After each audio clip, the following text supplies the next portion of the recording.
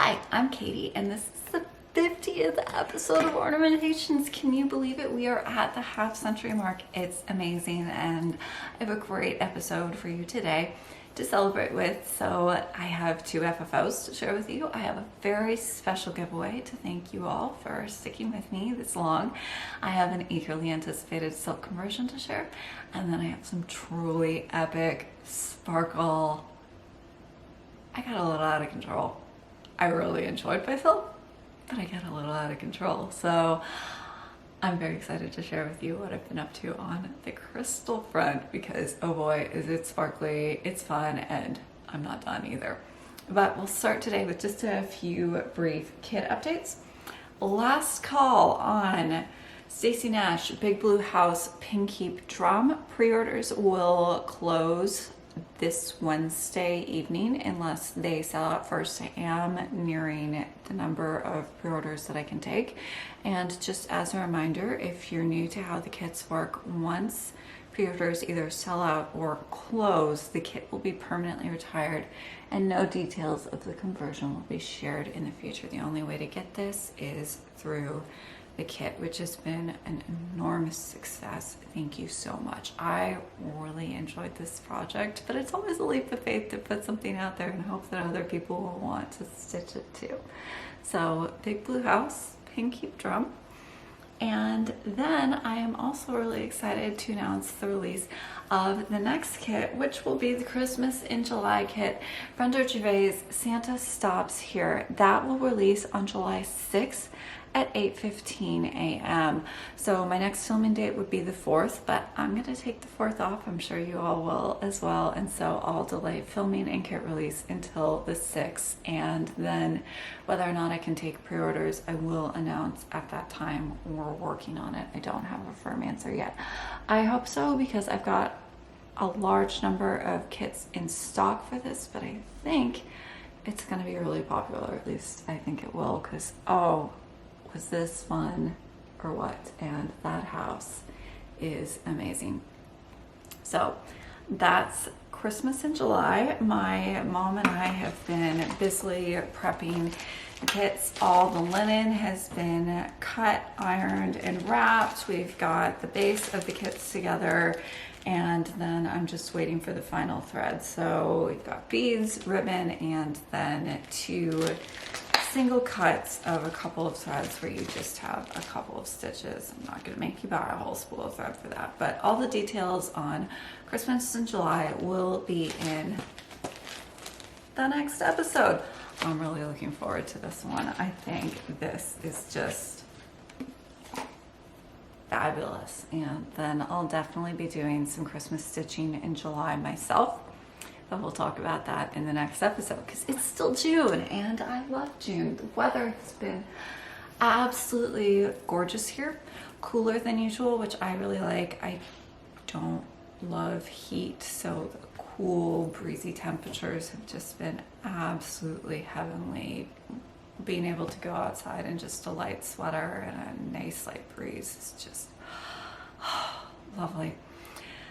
Anyways, finishes. Okay, so my first finish is actually an FFO. You saw the finished stitching in the last episode, and that's my FFO of Plum Street Cereal Bowl Sampler Lessons 1, Make Use of Present Time. So this has just been finished as a little pillow. I did a coordinating silk backing and then looped crystal edging. So I do have a tutorial on this, but I have to note for those of you who are new, I didn't come up with the method. That was the wonderful Joy Hayward, who is a professional finisher. And I'll link the tutorial in the description if you'd like to check it out. It's very easy. I've been seeing a lot of people doing this and tagging me on Instagram, which please keep doing that. I love to see what you do with this. And you can, of course, do it with seed beads. I like crystals just because the delicate sparkle makes for such a nice edging, but seed beads work really well as well. And so this is a 2mm crystal. The color is called Silver Shade, and that just little hint of gray I think picks up the slight gray undertones and the colors in the linen really nicely. So that's my FFO. It's so tiny. Oh, I didn't have any tiny stitching in the last couple weeks and I'm already missing it, so I'm definitely addicted. And then I have a little display for this as well. So this was inspired by Susan Stanley's 1840s work basket. A few episodes ago, and I'll link which one in the description, she put together an 1840s style work basket in a modern shaker tray using her own collection of antique tools and notions. It was really cool. I loved it. So go and check it out if you haven't seen it. So the impetus behind this was that I have several pairs of scissors for different uses. I usually just have them thrown on my work table. They're out all the time because I'm always cutting and using them. And it occurred to me that, you know, maybe my life doesn't have to be a mess. I could organize them and make it a little pretty at the same time. So in the front part of the tray, I've got sampler lessons as a reminder to myself to always make use of present time and display my fabulous tiny stitching, which I love. I've got my great little velvet strawberry pinkeep and a corner gauge from the attic. So a few useful but decorative things in the front here. And then in the back half of this, which I don't think is going to show very well on camera, I have just my regular in rotation scissors. So my best embroidery scissors live in my Kiana case, but these are all the other things that are in regular rotation. So I have my silk shears, I have my linen shears, which are a little more lightweight. They've got shorter blades.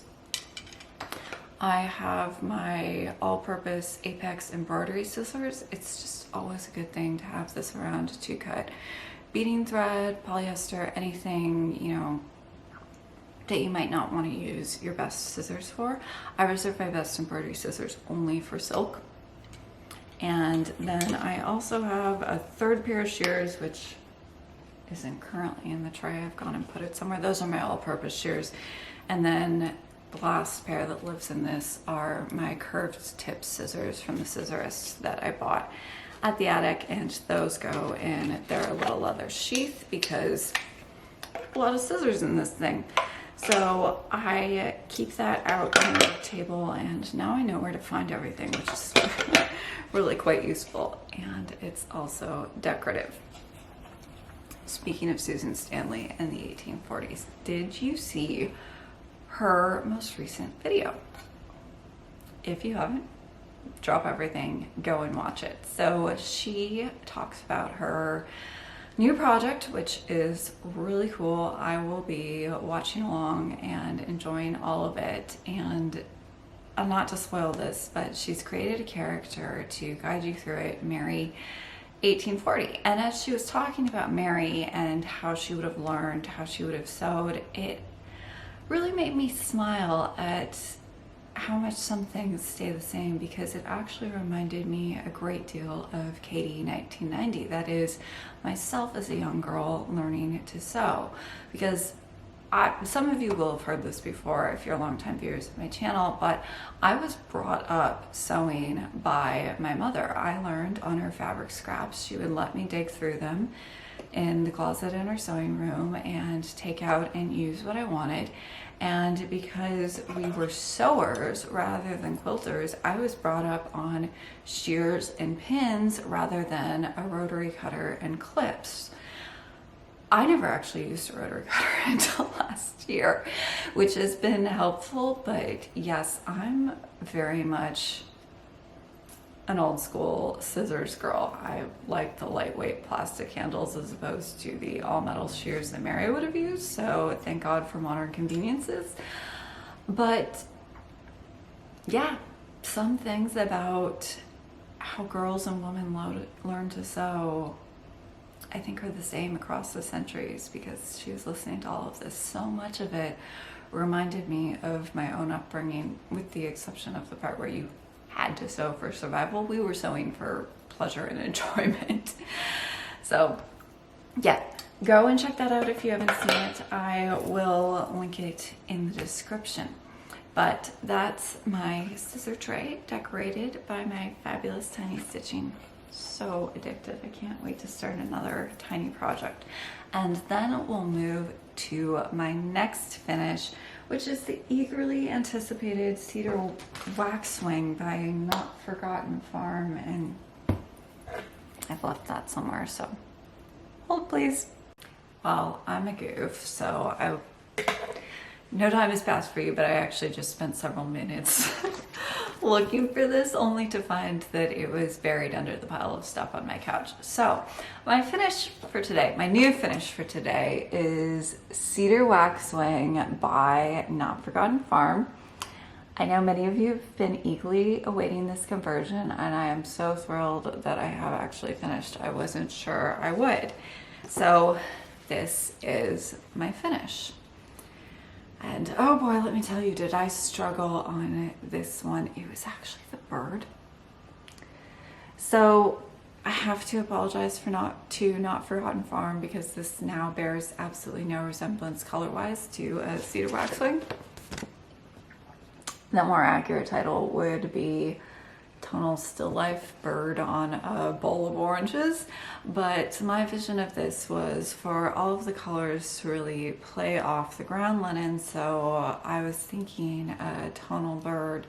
And I did actually want to bring in some yellow for the belly and the tail, as on the Cedar Waxwing, but I did the bird last. I worked bottom up, and I stitched myself into a corner. I think I've probably stitched this entire chart twice over with all the frogging I've done at different points, re-stitching things over, not liking what I did, taking it out.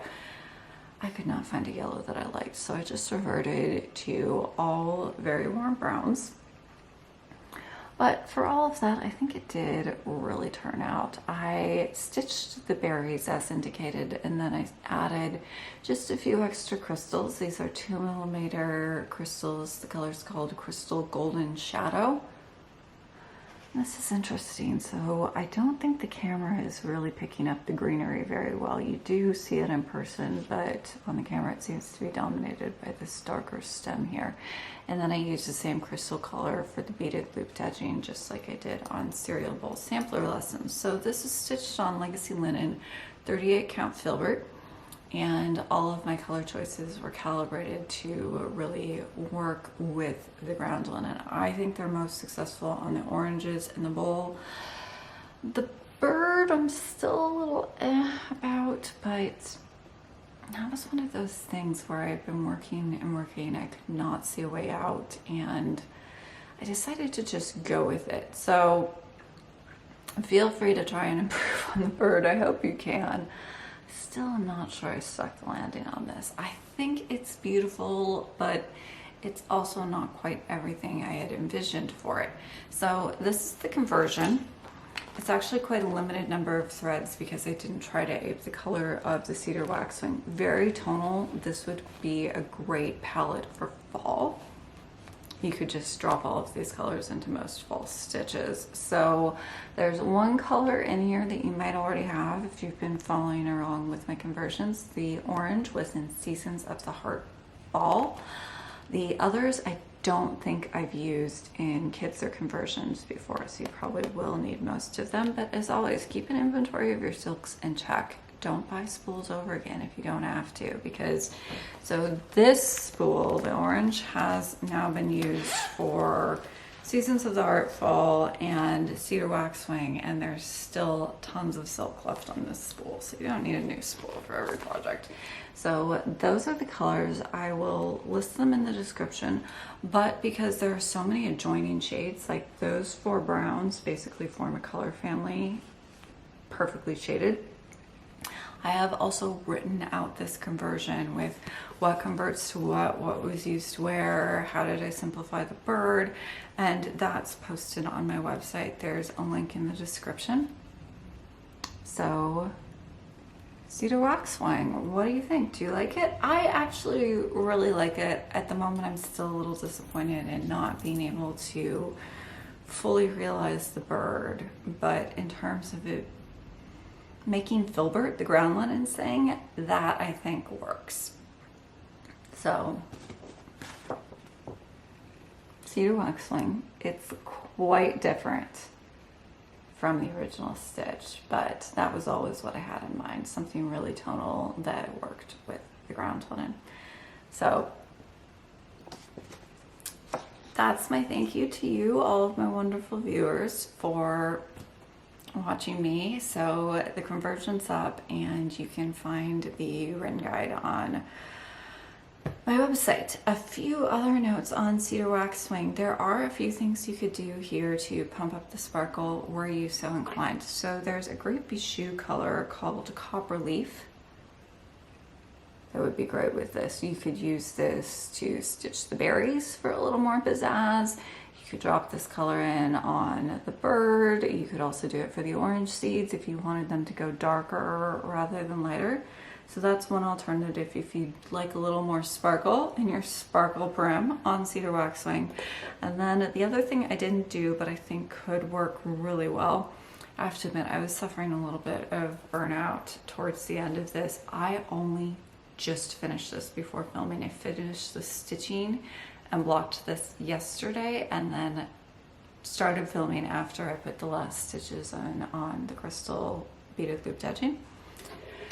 So I just could not futz with this anymore, I have to admit. I was ready to call it a day. But there are some lovely tonal beads that you could add to this in place of the crystals, or I think for the orange seeds. That might be kind of fun. So one would be a Miyuki bead, and I'll put the color of this in the conversion. The other is a Toho gold lustered. Either I think might be really fun to add if you don't want to do the crystals, or if you'd like to pump up the oranges with beads in place of stitches for the orange seeds. So cedar waxwing. That and the kitting has taken up quite a lot of my time this week. So getting ready to have the Christmas in July kits go out, shipping the stocked kits for Big Blue House Drum, and then the threads for Joyous Season finally came in. So I kitted everything. I got that shipped out last week. Most of you who are domestic shipping should have yours, or it should be there very soon by the time this video airs. That all took a lot of time. I'm so glad that all got out to you. I'm so sorry about the wait on Joyous Season. That was not what I wanted, but at least we're all there, and thank you so much for your patience. Anyways, long rambling story to tell you that between all of that and then cedar waxwing being stitched like 3 times over because I couldn't decide what colors I wanted to use, I did not get to the other thing I had promised you for today, which was the silk conversion for Home Sweet Home. I've got like 2 colors picked out. So that's going to be pushed off to another episode. I am sorry about that. But this definitely took more time than I thought it would. It actually is a fairly substantial stitch. So this is 38 count, so not, you know, super large count, but it's a reasonable size. It is beautiful though. I think it's going to look great and just set on my bookcases, and then because of the rather flexible nature, I think you can mix this with pieces from different seasons. So cedar waxwing, I hope you enjoy it. I hope that you like it. I did do some very different things here, and then one last look at the threads, which I think make for a really great color palette. And then oh, the last thing I worked before we get to sparkle. Sparkle, sparkle, sparkle. So we've been following along with my stitch of Plum Street samplers this happy morning. This I have not been focusing on, but I have been stitching on it regularly. And I do have some good progress to show. Drum roll. I finished the board, look at that. So I don't actually have the windows and the door in yet, but I did do that roof, and I got all of the dark red in, so that is pretty close to a complete barn. And does that just absolutely leap off the ground fabric or what? I think it looks absolutely amazing. I could not be more pleased. So I'm excited. The next thing to do on this is to pick the off-white and the blue. So the blue's for the door, the off-white is to frame the windows, and then actually finish all the details on the barn. And then I think I've said this like 5 episodes in a row, I need to get started on filling in those berries in the border, because there are 4 or 5 colors in each berry, so that's a lot of color changes and a lot of berries, so I really do need to get started on that. But doesn't this look amazing?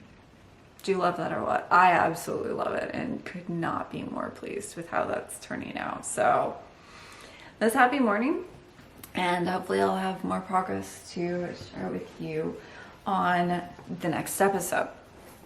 So then the last thing before we get to Sparkle and the giveaway for today is that I had just a little tiny bit of haul other than the Sparkle haul, which really makes up all the haul. But you probably know that Jacob from Modern Folk Embroidery acquired a really remarkable historic Virlanda Virlanda sampler. I'm tired. AKGIT 1833, which I bought. So he actually did several versions of this, because this one is a monster piece. It's huge. It is 409 by 415 crosses. That's a big piece. And yet when he showed this, I was enraptured. I want to stitch this and have it hanging on my wall so badly, and that's not usually a reaction I have because I'm very minimalist in terms of what I put on my wall, but this is just absolutely stunning. In all honesty, I don't think I will get to stitch this. I have caskets to stitch, I have another bead of basket to do. A sampler of this size probably isn't in my future anytime soon.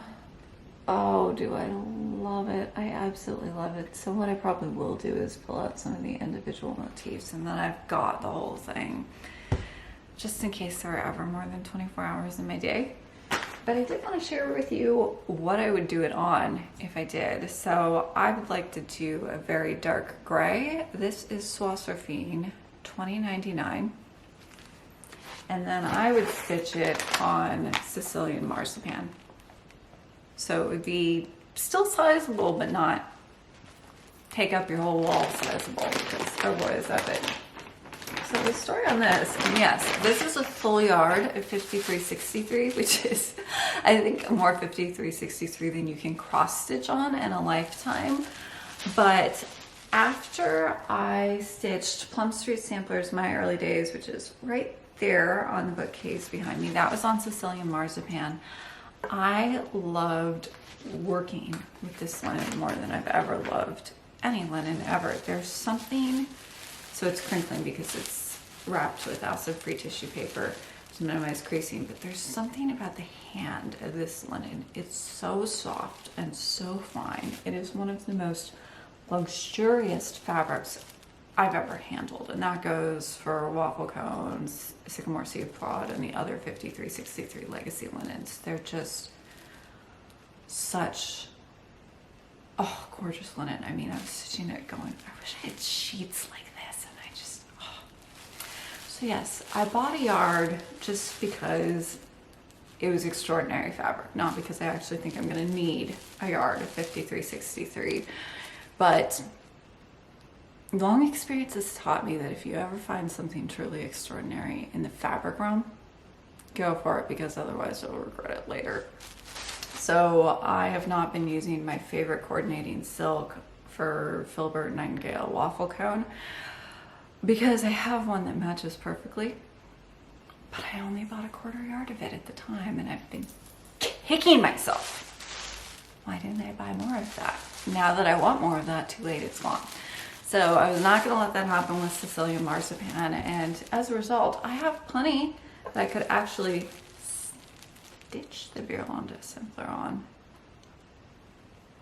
one day. There will be some amazing scientific advancement that lets you make extra time or stitch faster, or I don't know, something, so I could actually do it, because this is just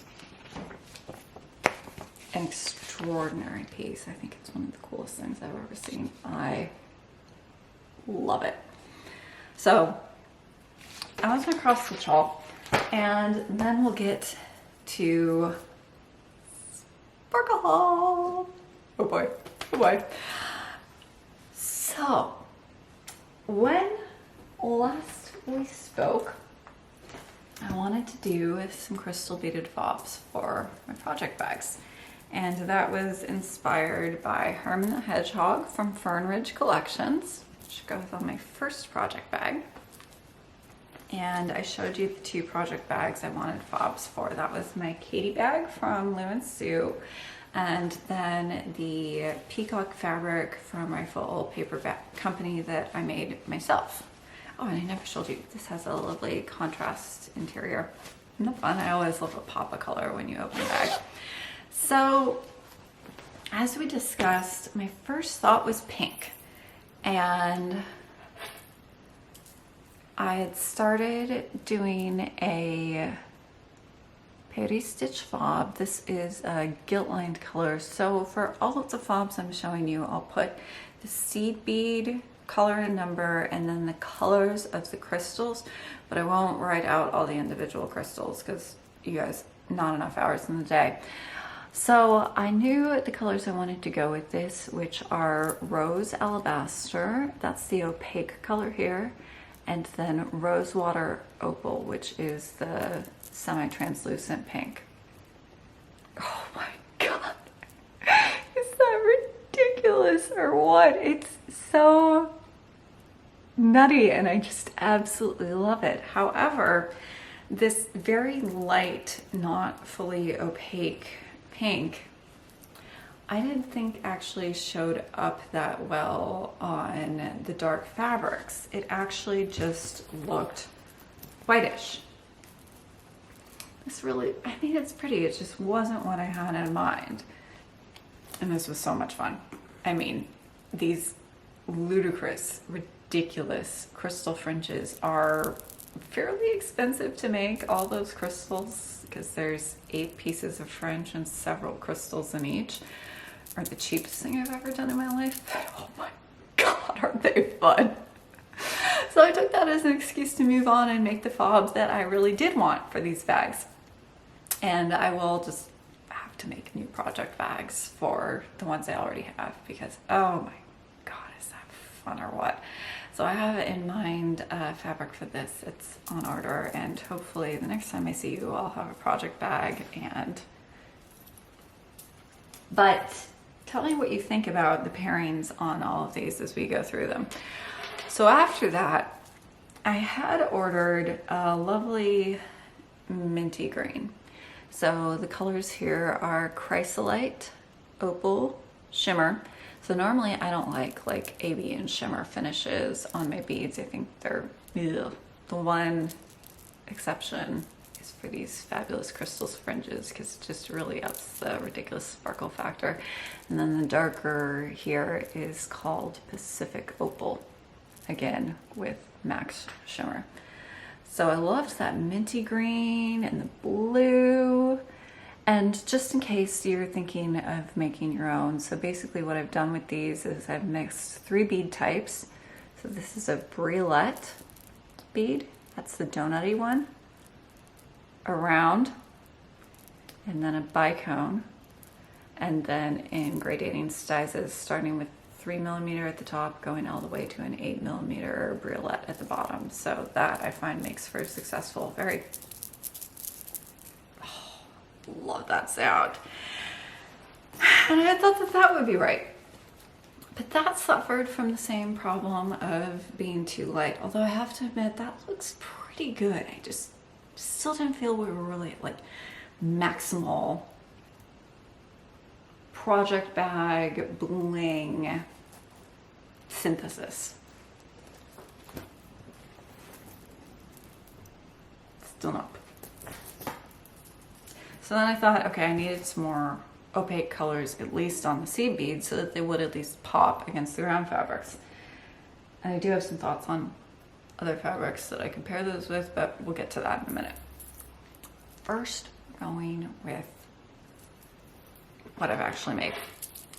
So after that, I moved to blue.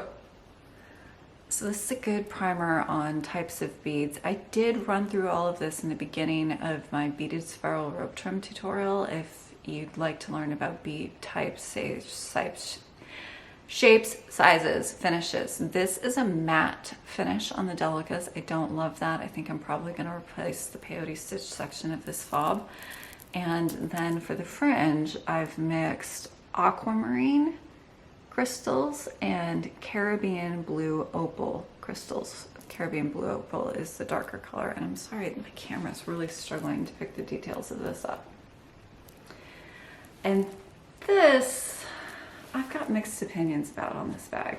I think I might find this to be the right color after I've changed out the beads and the peyote stitch. I hate that matte finish. That was what I had, and it worked with the crystals, so that was where I started. But I've ordered some different Delica beads, and I hope to redo this one. So here I've added in a different type of oval bead to mix it up a little bit, and also because it's available. Not all bead types come in all colors. So I think I'm on the right track here. 4 fobs for one bag. Dear Lord.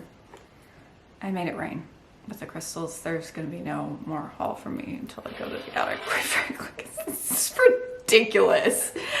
And then, because I couldn't abandon the pink idea, because I want pink for either this or the Katie bag, I was not going to abandon the idea of the pink. I decided I just needed a darker pink and an opaque peyote stitch section. So the crystal color is rose and light rose, and I've got regular and shimmer finishes. Oh, is that amazing fringe or what? And then the peyote stitch section of this is an opaque Delica bead, but it's got a luster finish. And luster can either be whitish or gold luster. So gold tone luster can be wonderful. That's what's on the seed beads that I used. The strawberry and Big Blue House pinkeep drum, those are included in the kit, if you're wondering. But I don't like whitish luster beads. So again, this is an example where this is a placeholder, and I'm going to replace that with the same color, but just plain, because that I think diminishes the color. I just want to see the pink. So I do really like the pop of pink on this. That's pretty cool. Once you get rid of that luster. It's my biggest quibble with modern beads. They always stick finishes on everything. Can't you just get pure color from anyone? Apparently not. And then I like it for the Katie bag, but it does disappear a little bit, which doesn't make the most of this crazy fringe. So I don't know, maybe I'll replace the beads on this, and that will ultimately go on the peacock bag. Really please weigh in, because I've just been having fun making all of these, and I'll figure out what bag they go on later. Oh, and I'm gonna have to, okay, sorry. The clasp on this is a little small for the zipper. So I do like the pop of pink against this bag. Maybe that is the one once I change out the beads. Oh my God, in that fringe.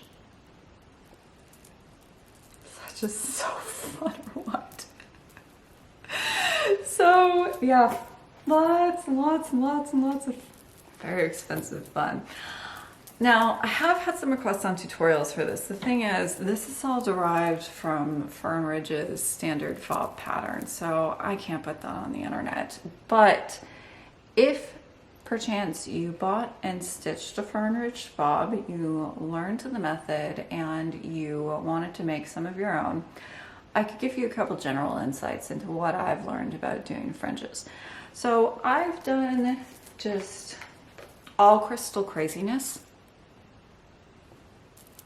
for my own amusement. I mean, this felt like true play. There's something about just layering and massing all of that sparkle that was like being a kid again. But you can actually make wonderful fringe that's less expensive. So here on the Fern Ridge fob, there are only 2 sets of crystals. There's a bicone there, and then there's the brulette at the bottom, and then they've mixed everything in with much less expensive types of beads. So you've got a pearlescent round, you've got these flat O beads, there's an oval, and then there's the drop at the bottom to finish it off. And that makes for really expensive, fun fringe, but less expensive than an all crystal, because yeah, those aren't particularly cheap. Also, if you are going to buy crystals and you're following the pattern, multiples of 8. You don't need 10, you don't need 12, you can't use them because there's 8 strands of fringe. Now for most of my fobs, I've only used 1 of each because I've got so many different sizes, types, and colors. But just to shape your crystal buying if that's a thing of interest for you. And then, oh, last idea on fob. So I do have crystals for 1 more fob. I really went nuts, you guys. I mean, I made it rain with the crystals. I regret nothing. No more haul for ages, but oh, so fun. So for the Katie bag, as I said, I have been thinking about pink, but again, that really kind of disappears into this. So my thought was a contrast. Got 2 really good beiges. These are, I've got a slightly gold tone finish to them. And that picks up the light beige tones in the pattern. And then if you mix that with some greens, so the colors here are Aeronite and Palace Green Opal, then those would pick up the accent colors in the Katie bag and then wouldn't just disappear into the ground. So I'm gonna try that for my next experiment, and then also switch out some of the beads that I don't like on the peyote stitch, and then hopefully we'll find homes for all of my ludicrous fobs. This is the other reason I don't have a My Home Sweet Home conversion for you today. These don't actually take that long to make, but oh, were they fun. I did dig through my stash and find a couple of options that I might pair these with. So this is a beautiful Liberty of London, one of their peacock prints. The darker pink would also work really well with this too, but I think I prefer the mint. That'd be pretty cool.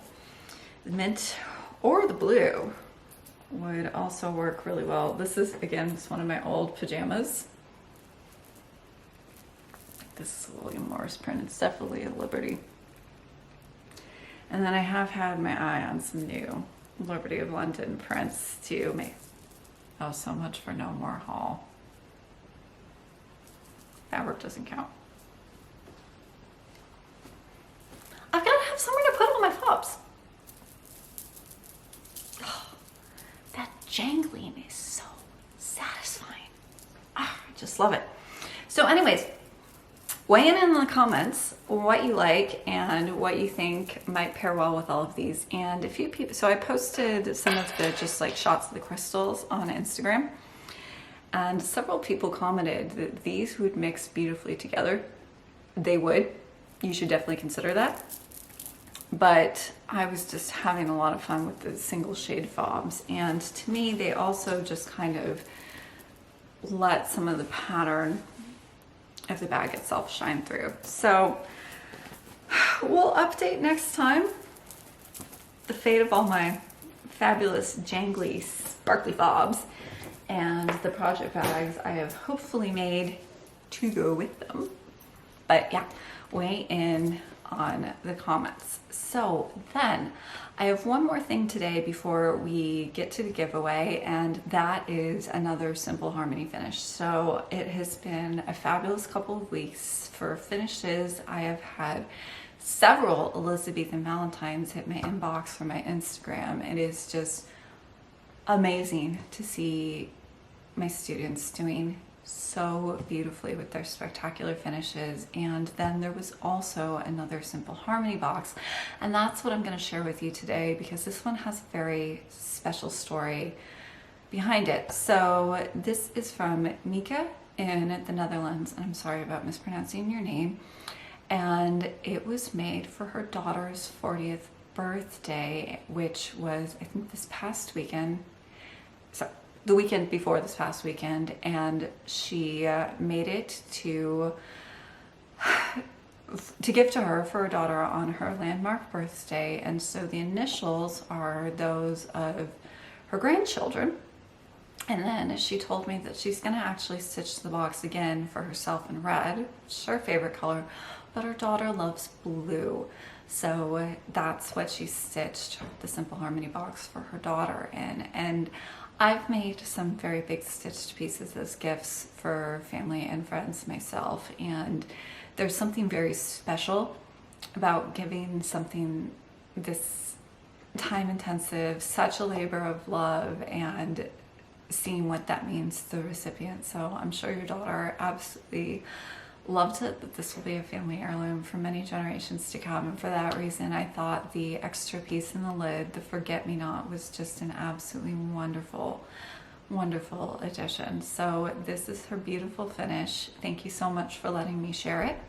Her husband fabricated the box for her, as she's in the Netherlands. And if you would like to join the Simple Harmony Stitch Along, that's still active. The original Amazon box seems to be discontinued, but a really helpful viewer measured her own raw box, sent me the dimensions, and those are posted on my website. It is very simple fabrication because you don't see any of the box itself. It all gets covered in your embroidery and your lining.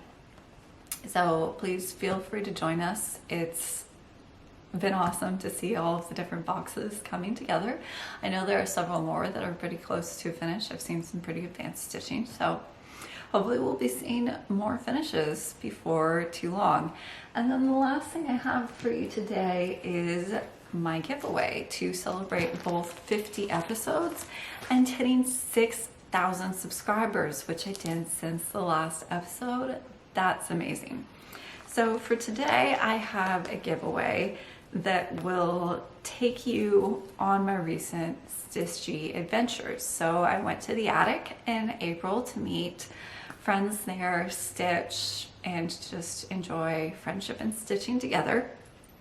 And while I was there, I bought Mrs. Flossie's newest release, the AM 1918 sampler, because it struck me at the time that this would be a perfect souvenir giveaway of my time at the attic, because Miss Flossie is a former attic employee, and what's more attic-y than a red sampler.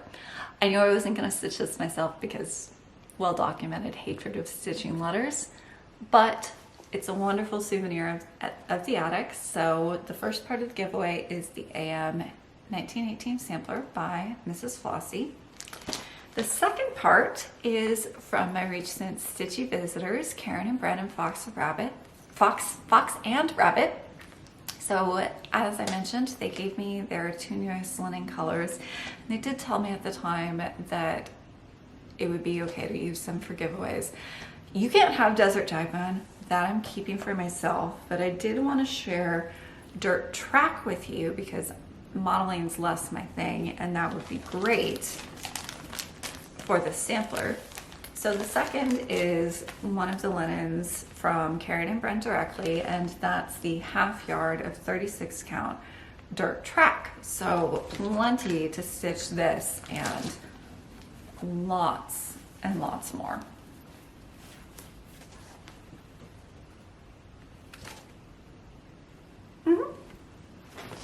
So that's a souvenir from my adventure with Karen and Brent. And then, because you've got to have some red Gobelins to go with that, I set out all my different red colors, got a lot of them, against Dirt Track and picked out the two that I thought looked the best against it. So these are two lovely red colors. They are 945 for a brighter red, if that's what calls to you for the AM 1918 sampler, or a darker red, 2646. Either, both would be great. So join me on my recent stitching adventures, and the prompt for this will be adventure. So thank you all for watching, for liking, subscribing, commenting. It's been an amazing journey, and I can't wait to see where else it takes us. And if you're so inclined, do tell me in the comments what you're most interested in for an upcoming stitchy adventure in terms of what's coming on the channel Christmas in July. This happy morning, or the upcoming conversion for my home sweet home. That's optional, that's not required. The only thing you need to do is use the word adventure in your comment and the usual caveats apply. Please be over 18 and don't use the word giveaway. It attracts the bots. So that's my thank you gift to you all, to celebrate 50 episodes and 6,000 subscribers. I can't believe it. And then of course the conversion for Cedar Waxwing to share with everybody. Oh, I love Filbert, and I love what that really subtle tan, the crystal golden shadow, just kind of picks up the best tones in the linen. Gorgeous.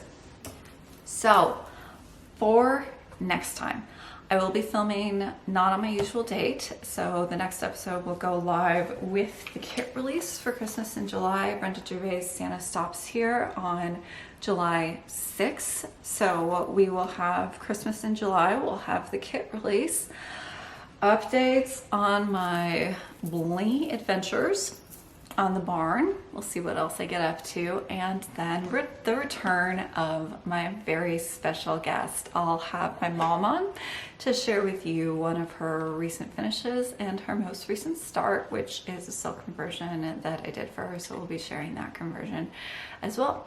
So I'll see you again in just a little over 2 weeks, and until then, happy stitching.